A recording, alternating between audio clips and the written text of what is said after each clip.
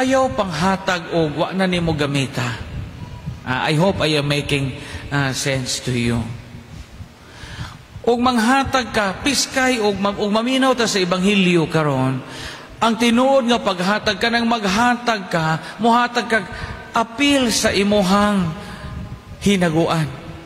Apil sa unsay naa nimo.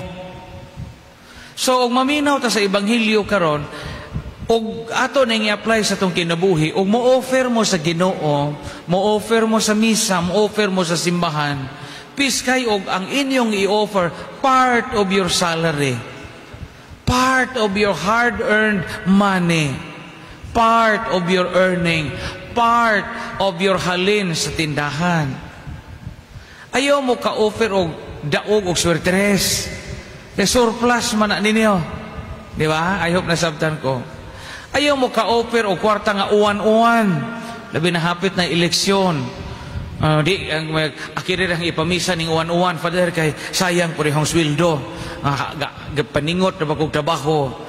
Kung maminaw ta sa Ebanghelyo karon, piskay og atong ibalik sa Ginoo ang atong hinaguan. Parihas aning kwarta sa biyuda.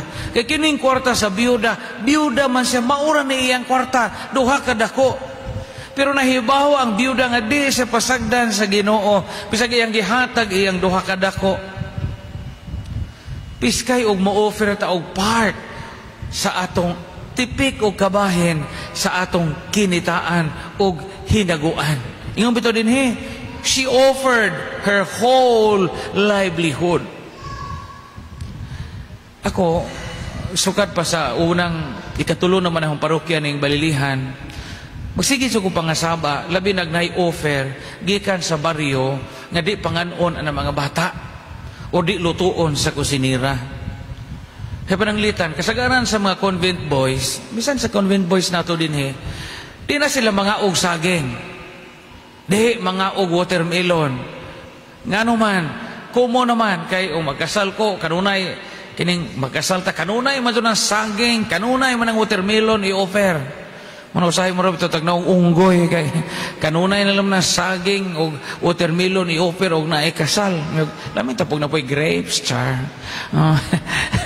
Kanunay na doon saging, lata-lata, nga nanay langaw gagmay ng nugpa kay tingali giandam na giputos ng daan ng offering sa kasal 3 days before sa kasal nga inigtusok nimo sa saging murag malubong na to imong kumagko kay lata-lata nagsaging. Pero I always tell our boys in the convent, kan-an ninyo og unsa gi-offer sa mga tao. Bahalag magsigit tag kaog saging, magsigit tag kaog watermelon. That is a sacred offering. Kay gi-offer na sa mga tao, apil na sa ilang panginabuhi. Wala lang gihatag sa Diyos.